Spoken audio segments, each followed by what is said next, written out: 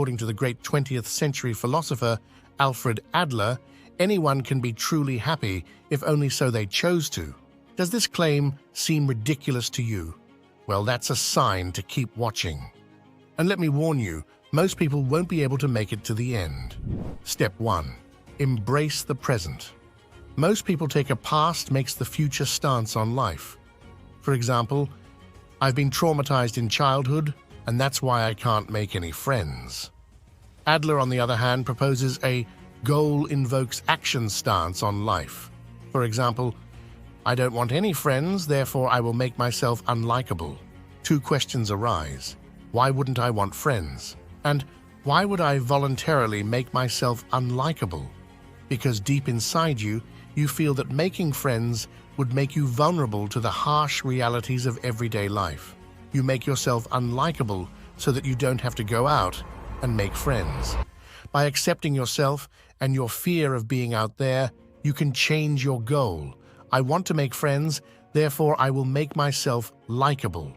Always remember, your past doesn't determine who you are now. Step 2. Embrace equality. You still might be shocked by me telling you that you unconsciously don't want to change.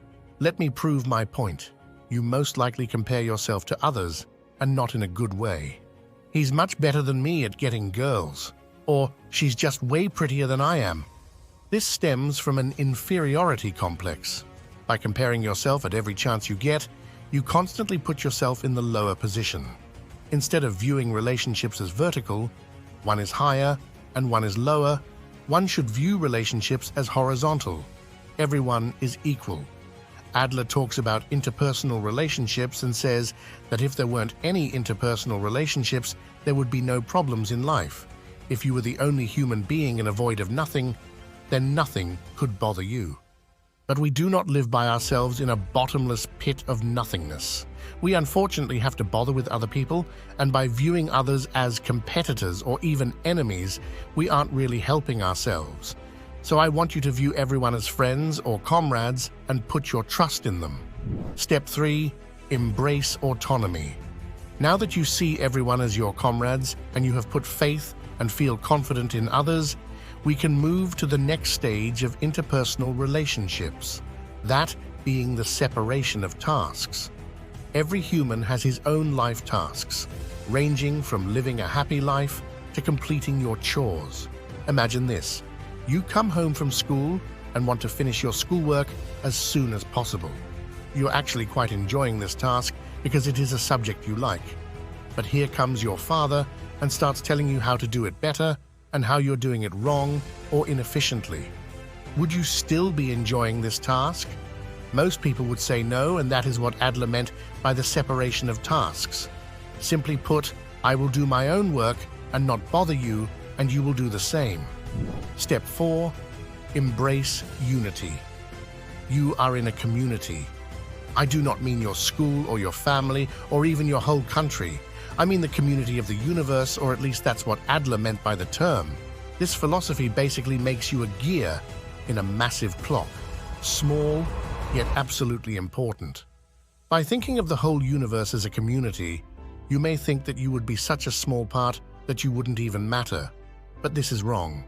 By including every small little thing, you start to see that you are helpful just by existing.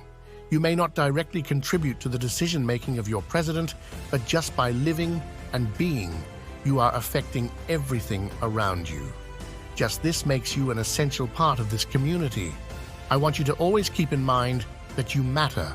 Finally, step 5. Embrace contribution.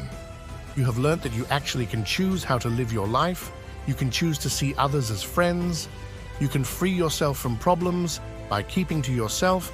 And finally, that you are an indispensable part of the whole universe. There is one more thing you should do, according to Adler, to achieve true happiness, and that is contributing to others. As I have said, you can impact people around you just by existing and being here. This doesn't mean that you can't go out of your way to help them when they're in need, or cheer them up, or just be fun to be around. One could confuse this with the separation of tasks, but when one truly needs it, you're not invading their space. So please, even if they say they don't need help, help them. If you want to deepen your understanding of Adlerian philosophy, I highly recommend the book, The Courage to be Disliked. I hope you can now abandon your old life of unhappiness and feelings of unworthiness and open yourself to the ways of Alfred Adler and his simple yet intriguing way of achieving happiness. Thank you, dear seeker, for yet again opening your mind, and see you next time.